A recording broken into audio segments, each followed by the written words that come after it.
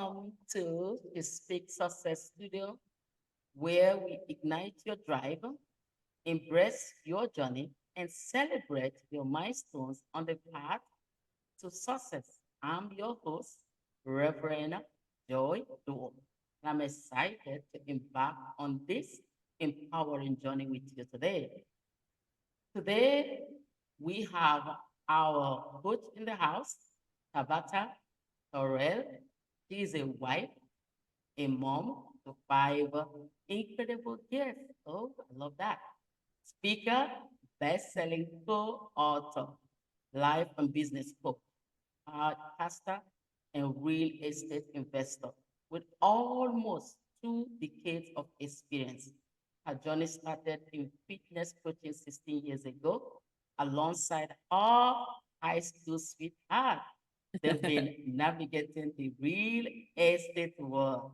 She's passionate about helping people achieve their dreams and live life on their terms. And that is going to be our topic today, how to stop trading your time for money by creating leveraged income. So with that, I'm just going to welcome the coach in the house today to just take it away. First of all, we want to know, who you are, why you do what you do, and who you serve. Yeah.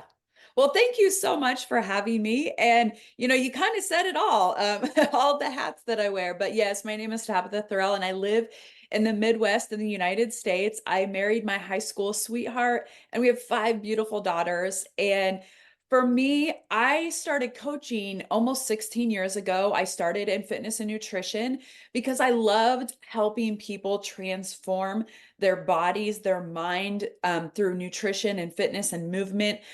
I was a mom just shortly after we got married. And so I knew what fitness had done for me mentally. I had previous to that, I had a degree in marriage and family studies. So I naturally wanted to help people. Like I naturally have this passion for helping people overcome challenges, live life beautifully, stop living in the suffering. My mom had an autoimmune disease since I was 2 years old. So I watched her suffer a long time, physically, mentally. I saw my dad working his fingers to the bone, sometimes 90 hours a week of a blue collar job, and we were barely getting by. I mean, I give so much love and gratitude to my parents because they did the best that they could with what they had, and we never really went without. We might have went without name brand things but we never went without shoes or clothes or clean. Our house was always the house people came to. My mom cooked beautifully all the time. We had so much love. Even with my dad working so much, his capacity to bring just that certainty that like everything was going to be okay. But I did learn early on that there was this wedge between my dad and I because he wasn't home very much. And now as an adult, I understand why, but as a child, I didn't. And so I met my husband when I was 15 years old, and he was amazing with kids, and we knew we wanted a big family. And I said, I want my kids to have their father around. I didn't just want him to provide, which was a great attribute. Again, like all the men out there, that is a natural thing for you want to provide.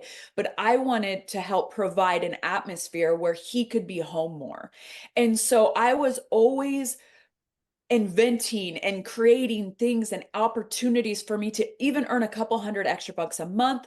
We really like to travel.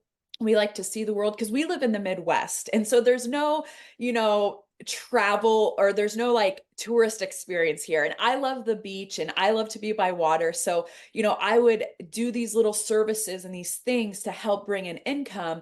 And then I would also kind of instruct and coach people fitness wise, but I didn't really do that on my own for like a whole decade. I worked with other people. I worked with a network marketing company, which essentially was my own business. It was a side hustle, but it was still working for another company. And so, through that journey, that that decade of working with another direct selling company and fitness coaching and helping people in that transformational space, I learned a lot about what I liked and what I didn't like, who I wanted to serve, what I wanted to do, how I wanted to move forward. We had three beautiful daughters in that time frame, and I really wanted to live a life that we created, and we weren't trading that time for money.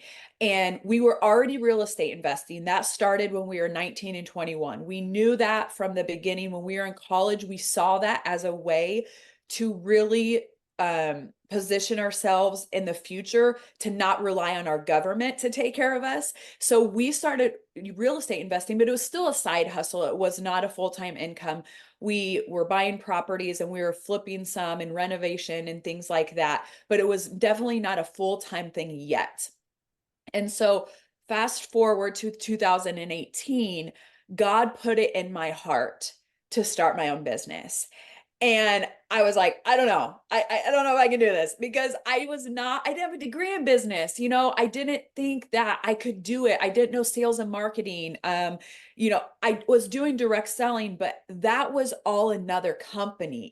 They fulfilled on everything. And so I was just very hesitant.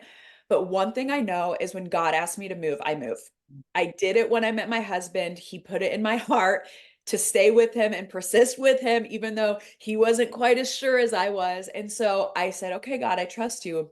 And he put people in my life to help me because I knew I couldn't do it myself. And so I hired a coach to help me develop the plan, and I got it off the ground. And because I had enough credibility with my own health and fitness, and I'd been helping people in other areas, it was the launch was successful and I was able to help people and kind of grow that. But I'm a visionary and I see things in big picture. And so it was not big enough for me. And so, I continued to learn sales and marketing in the online space. And I would just consume everything. And I'd go to conferences and I'd pay for coaches. I'd invest in myself.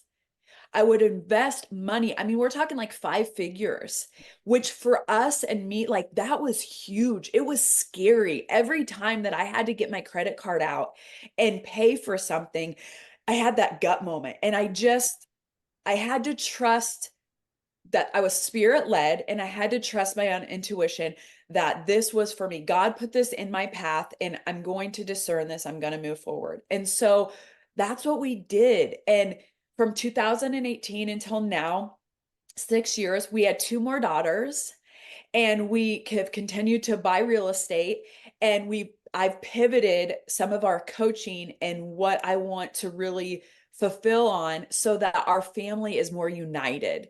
And so that has kind of changed over the course of this last 6 years, but I'm super excited. It's this year I really feel everything is like just going to explode. And so there have been a lot of waiting seasons in the last 6 years. And so I'm really in the seventh year. Seven has a lot of biblical meaning, but yeah. And there's seven in our family and there's so much of that. So this is our 7th year. So I'm really excited to experience that with my family, but also for the families that we're going to impact, because that is our new business model is helping families. So that's kind of me in a nutshell and where we're at today. Wow, that was so amazing. I love everything you said. And actually, as we're just, like you're just pouring into everything I had to ask you, which I'm still gonna ask you for a mom who is watching, because like, okay, how is it? How is our coach doing it? And the first question for you is, how has your experience as a wife, a mom, and a businesswoman influenced your approach to helping others achieve their dreams and live life on their own terms? So I am a big believer in you have the capacity and capability to live life you design. Like it is not about your circumstances. It's not about the past, what has happened to you. We all have stuff. We all have things that have happened to us. But what I want to encourage your audience is, instead of saying this happened to me, it happened for me. Whatever the challenge that you've had to overcome, even if it was as horrendous as abuse as a child, look at this as a way of, you can look at that as, I learned XYZ. Now, that doesn't mean that what happened to you, it devalues it, or it was your fault, or any of the, and that it should have happened. No, anything that happens that's, especially when we're talking abuse, it should never happen. But we live in a world of sin, and we live, unfortunately, in a world where a lot of people, their mistakes affect us, and their own suffering can affect us, especially with parents and trauma and all the things, right?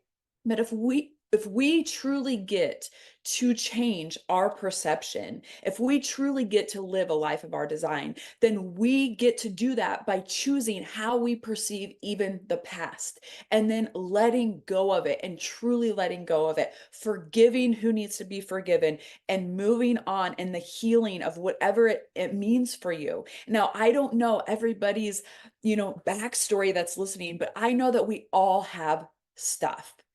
And when I learned to switch the perception of this is happening for me, everything. Now, did I maybe cause it because of the things that I've done? Possibly. Did people in my life have definitely a footprint in what that is? Yes. But I ultimately get to decide what it means. The meaning of what happened, I get to control, which was so empowering for me. So, like, for me as a wife and a mom, I'm constantly thinking about how can I make our life more beautiful, not necessarily easy. I don't want my kids to have an easy life. I don't want to make everything just easy for them, because easy does not dictate happiness and joy and, peace and kindness and prosperity and abundance, the things that I want for my children. But that doesn't mean that I necessarily want to make it hard for them. I just want to switch the perception of what that means. And so every day that I wake up, being a wife and being a mom dictates everything else. Now, my gifts, what I love to do as far as occupation wise, the job or whatever you want to say, those things have to work into my identity as a wife and a mom. But me being a wife and a mom does not mean that I can't do the things that I was gifted at and that God has put me on the planet for, because I will be a mom until the day I die. But my kids are only in my household until they're 18 years old, 19 years old. And then they are off. And I have to trust that I parented the best way. I can't hold on to them and hold on to the parent that I was when they were toddlers and when they were preteens and when they were teenagers, when they're adults. Even the Bible talks about that. You have to train them up and let them go. Like, you can't hold on to it. And I see a lot of women trying to hold on to their kids because that's where all of their identity is. And I wanted to make sure that I didn't have my only identity was in my children. Not that I devalued that, because being a mom is number 3 for me. Because for me, it goes a child of God, a wife, and a mom, and then my occupation. So for me, that was definitely a value, but I had to look at it in a way that said, what am I doing today? How is it serving my family? How is it serving my purpose? Why God put me on this earth?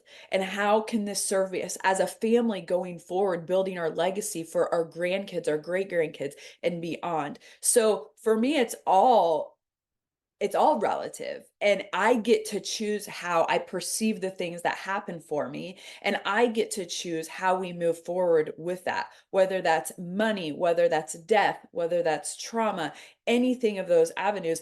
And I get to go to God, and I get to go to the Spirit and say, hey, lead me today, protect me today, direct every step, and if I'm misstepping, guide me back.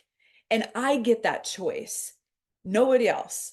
And for me, it's always looking through the lens of a child of God, a wife, and a mom. And then how are my giftings going to go beyond that? So much wow. So much wow. Oh my God. I love this. I love this. You know that so many women think being a mom will stop them from running, like all that you do right now. So, create this legacy, create this, a big thing you're doing around your children. And some mom actually use the excuse of, oh, I can't do nothing because I have all these children and they're not really, working from their powerhouse, like they're Yep. supposed to be. Yeah. And Yep. it's such good to me that you with five daughters, right? Yeah. Yep. Oh my God. Oh my God. Yeah. This is this is just too good, like too good. And I'm so happy that you're here with us. And that is what is going to lead me to the next question for you. Can you share some key lessons you've learned throughout your almost 2 decades of experience in real estate for somebody listening right now, like real estate investing, and Mhm. how those lessons can benefit others seeking financial independence? Yeah, so like I said, I mean, and I will definitely give my credit to my husband because my parents weren't into real estate. Like I didn't know, all I knew was blue collar work. I knew work hard, like work hard. That's just it. You weren't going to be lazy in our household at all. And so I definitely like that work ethic, but it's not necessarily how hard you work. It's the results that you get from it. It's working smarter. And I love my dad and I love that he worked, to provide for our family, but there was definitely things that it's work smarter, not harder. What is the outcome? What are the results? And so my husband, when I think he was about 15 going on 16 years old, his dad started buying rental properties. And so my husband started working on those properties and helping his dad, property manage and fix those up and do those things. And he would do those for his dad. And so when he was 21 and I was 19, he's like, I'm going to buy a house. I'm going to live in the basement and I'm going to rent out the top so I don't have to pay rent when we're in college. And I'm like, great, that's awesome. I'll help you renovate it. And this is great. Like, I'm totally on board. And so we would always watch like these renovation shows and these flipping shows on HGTV, and we loved it. And so we just really early on learned like the properties were going to be kind of our retirement, is how we really looked at it at that age, because um we knew that we didn't want the government to take care of us. And he's a farmer by trade, so he didn't have like a retirement plan or somebody going to take care of him. So we just looked at that early on.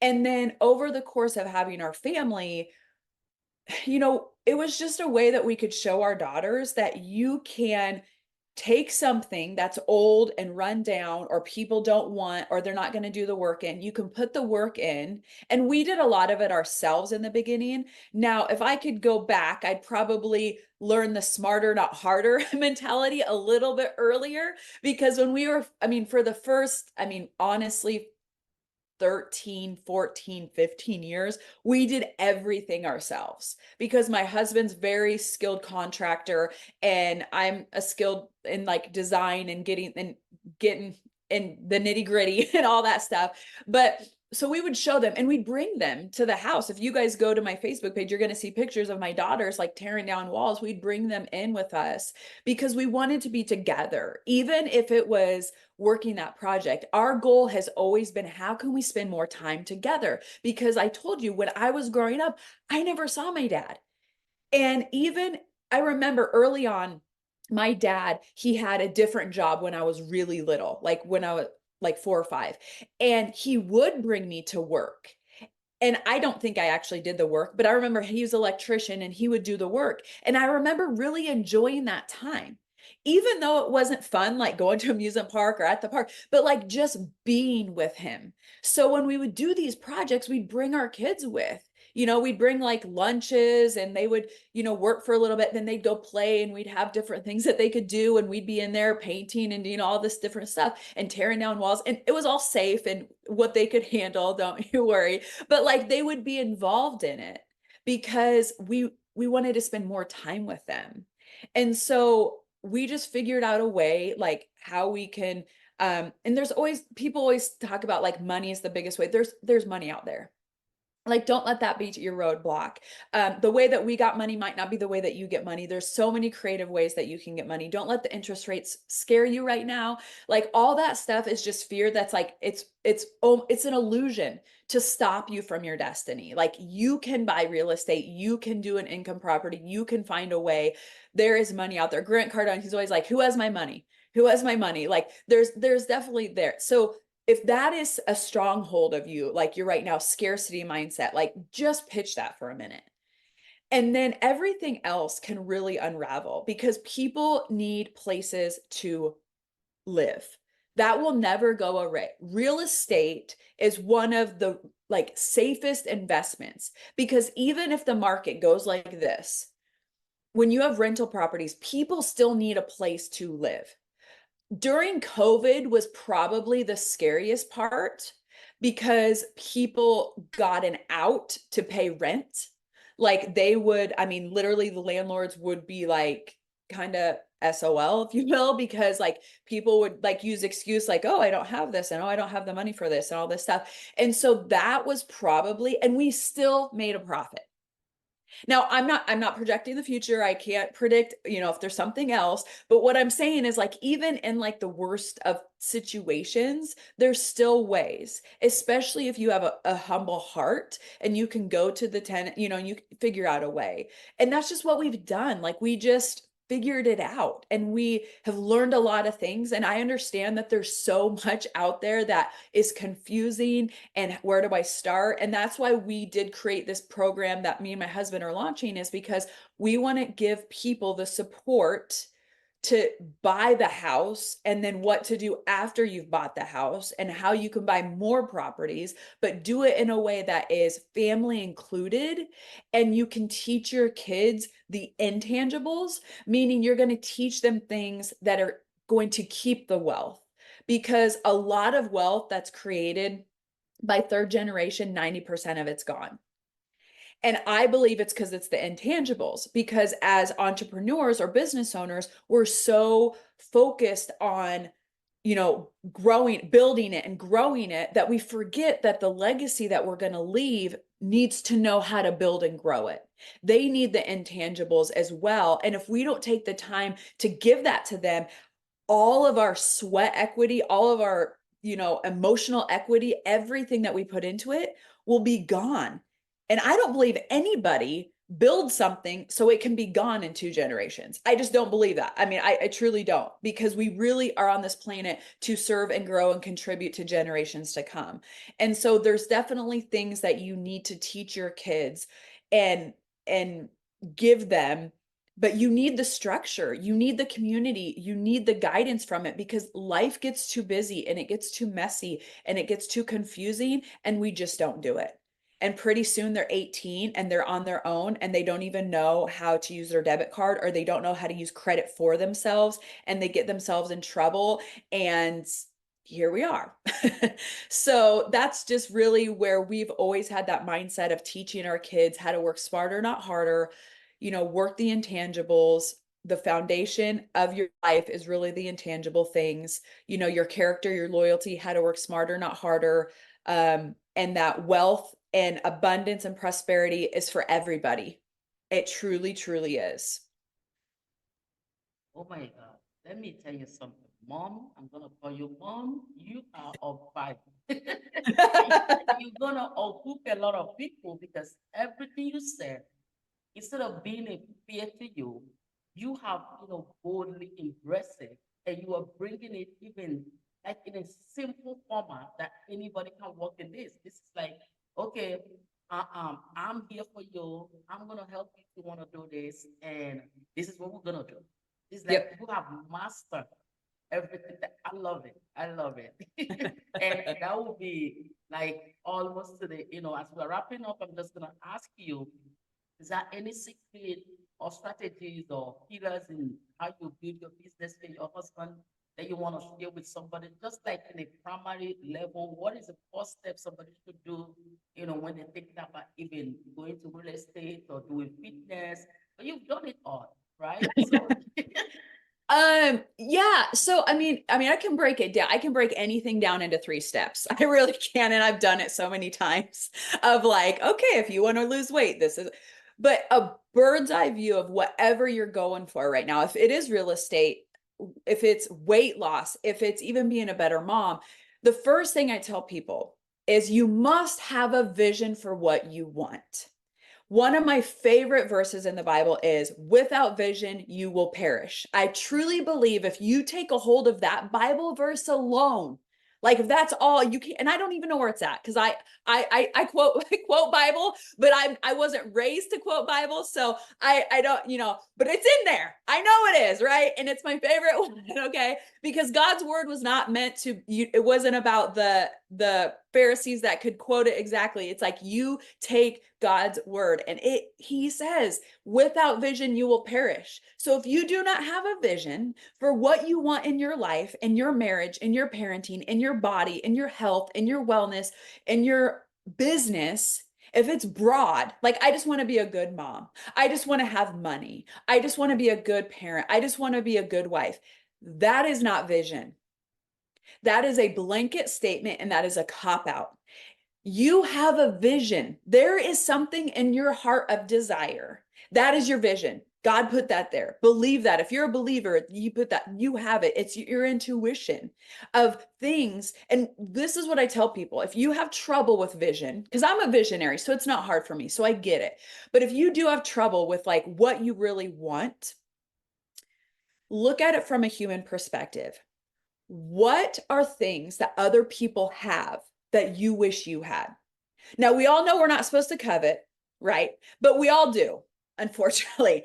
So there are things and there are attributes of other people that you do admire. Now, that doesn't mean that you have to become them, but there are things, you know, like if you want to be more active with your kids, if you do want to, you know, look good in those jeans, if you want to travel more, if you want to speak on stages, be an inventor, be a doctor, nurse, there is something that when you see it, it lights you up. It lights you up. See, being a doctor or anything medical does not light me up. I have no desire.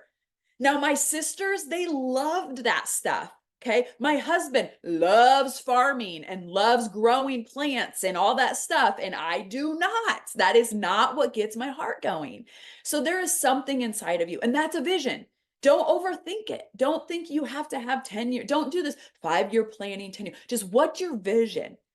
Or even just look at what emotion do you want to feel? Do you want to feel more peace, more joy? Do you want to feel more happiness? Do you want to feel more excitement, passion? Like, what are those things that are you tired of feeling frustrated and angry? Like, don't focus on what you don't want, but focus on the flip side of that. What's the opposite of frustration? Joy, excitement, curiosity, right? So having a vision. So even with real estate, what do you envision? Do you want to buy one income property? Do you want to eventually own an apartment building? Do you just want one, two? Do you see a vision of retirement? Do you want to own an Airbnb? Like, what's that vision for you? In your body, do you want to release 50 pounds and put on 5 pounds of sexy muscle? You know, like whatever it is. Do you want when your husband comes home to passionately kiss you and be playful like you were when you dated? Like those are all visions. You want to be a mom that has more joy and kindness and patience. That's step one. That is number one. That's really, really what you want. And then two, you have to ask yourself, what is something simple I can do to step forward toward that goal? So if it's real estate, can I find some properties in my area? Can I find 2 properties in my area? Just find them. I don't know what I'm going to do with them, but I'm just going to find them. Or can I look up how to do an Airbnb? Just read a little, you know, tutorial. There's stuff on YouTube, all whatever. Can I book a strategy call with Tab? Like whatever it is for you, that one step, just one step. You don't have to eat the whole elephant, right? If it's weight loss, what program do I need to look into? I don't have to start it. Is there something out there? Was something placed in my eye view that was a weight loss or fitness thing or whatever, even if it's an ad? Trust that that is divine intervention. Like trust that God led you to that ad that showed you the thing, and like look into it, you know, go for a walk, drink some water, just one step. Okay. If it's your husband, compliment him. If you want a better marriage, compliment him. Maybe plan a dinner, a date night, whatever, right? So, like, just the one step. Step two is just taking one little step forward. And then step three is okay, I took that step forward. Now, how can I implement that long term? Who do I need? The third one is who. So we have vision, we have progress, and then it's the who. Who can help me get to this? And this one right here, number one is most important because you have to have a vision. Okay. And then you have to take some sort of progress towards it. Because I do, when you feel progress, it is an endorphin boost. I mean, it causes chemical reaction in your body that you're going to keep going. Okay. So these all three are very important because the third one is the who. You cannot do it alone. Don't lone wolf it. Learn from my mistakes. I lone wolfed a lot of things because growing up, I had to as a defense mechanism. And so when I got older, I was kind of like, if it's meant to be, it's up to me, just me, I'm going to do it. And it was a pride thing. I can do this on my own. You know, little kids do that. And I find somebody, a coach, a mentor, a program, a community, a friend, somebody that can help you with whatever this vision goal is. And it doesn't matter what the vision goal is, right? It can be health, wealth, or relationships, doesn't matter. You need a who. And those three things, if you do those three things and you truly believe in your vision and you truly take steps forward and you actually find people to help you achieve this, you will reach it. I know from experience because every time that I've had a vision, if I've done those things, I've reached the vision. Oh my God. This is like a mastermind. Oh my God. This is one of the best masterminds I've been into. Like lately, this is good. And I it's love free. This is trust me, that free, is free. right? And it's free. And for some of us out there that finding coach for ourselves, we have to pay for all these masterminds, to get here.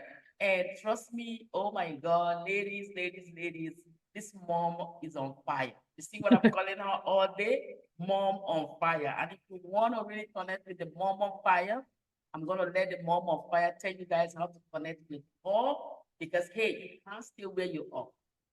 Yeah. Our coach is telling you today, don't do it alone. That's no Yep. for me, maybe that's no one. Once that vision drop in your spirit and you're ready to go, don't do it alone. So I'm Nope. gonna open up and let our mom on fire tell us how you guys are gonna reach her the next level. If you have a free gift for you, how you gonna connect, or one-on-one, whatever. Mom, Yes. take it away. Yeah. So find me on Instagram. I really need to grow my social following. That is not something that I put a lot of time into because I told you being mom is number one. So when I work my business, I work my business. I like to work with my clients. I'm not on social media a lot, but I've been putting more content. I have my own podcast, so that's been on there. So Instagram is Tab Thorell, and I know you'll put the links in like a bio here, wherever. So, but it's Tab Thorell at Tab Thorell. Okay. And then I'm Tabatha Thorell on Facebook. You can friend me, you can direct message me. If you are interested in learning more about income properties, like direct message me via Facebook or Instagram. Okay. We check those daily. That's the best way rather than just schedule a strategy call because your time is valuable. My time is valuable. If it's not a good fit, I don't want to waste your time and I definitely don't want to waste my time. And we can get through that in a direct message really quick and fast, which I love. You might just need a little tweak and not a strategy call, or you might need to come full blown into our program and accelerate faster and have that cash flow property. I don't know until we, connect. I have a podcast called What Went Wrong? The Untold Stories of Bouncing Back from Failure on all podcast platforms, YouTube. Again, go like that, view it, give us comments because I need again be promoting that more, but it's all the things, right? And so my social media needs a little work. And then I'm Coach Tab at TikTok. And then my husband and I are going to be doing some social platforms together because we're doing this real estate project together, which is really, really fun. And we're going to bring people in on it and on our family and the goofiness that we are and stuff like that. So that'll be soon to come. But my website is tabthorell.com. And you can access, I have even a link to all my free trainings, which is tabstrainings.com, all my free resources. But tabthorell.com is where you'll find like the Family Legacy Project, which is our income property project for families. And first time people who want first time. So even if you're like, Tab, I'm not married or I don't have kids yet, if you ever want to have kids, or if you have kids but you're not married, you're a family. If you're an aunt or an uncle, you're part of a family. So we put the threshold of family legacy because wherever you're at, if you have anybody in your life, you're a family and you're going to leave a legacy of that. So even if you're an aunt or an uncle, think about what you could be teaching your nieces and nephews. All of the things that we're teaching are intangible intangibles for you to leave a legacy on whoever that is for you behind. And so it's not for that person who just wants to get rich quick and all about the money and look at all my houses and all my cars. No, this is for somebody who truly wants to bring wealth, abundance, and prosperity for themselves now and for future generations of whoever that is. And that's all on our website, tabthorell.com. And if it's not up yet, direct message me and we can connect. Wow. So my, so good, so good, so good. Anyway, and we are wrapping up for the day. And a huge thank you to You you. are welcome. You Yes, are how welcome. you've been so awesome, sharing your insight and your expertise with us. Just being like, this is like in the high level. We want to Yeah. thank you. So with that, I'm just gonna, conclude with asking you one wisdom word. Like, what is that thing, like sentence you want to just release out there for that mom who is still feeling like 2024 is like 1990? This is a year that they can do anything they kind of like have vision that they will do. And what is that wisdom that you're going to drop on them like that load? It's okay. Hey, we can do this. Abundance. Live in abundance, whatever that means to you. If it's abundant love, joy, money, kindness, live in abundance, not scarcity. Do not hold your gifts. Share them abundantly. Your love, share it abundantly. Money, share it abundantly. And that abundance will come to you. And that we are not in a scarce moment. Like, do not let the world fool you. Like, literally walk in abundance and perception of that abundance and what that means to you. That, that is, ladies, remember your journey to success is a personal one, but you are never alone. So keep embracing your uniqueness, stay determined, and always believe in yourself. From everything we've heard today, the first step is believe in yourself, have those visions, take that small step. That small step might be today to contact our coach and say, hey, I love what I have. I want to be part of it. My Yep. kids need this legacy.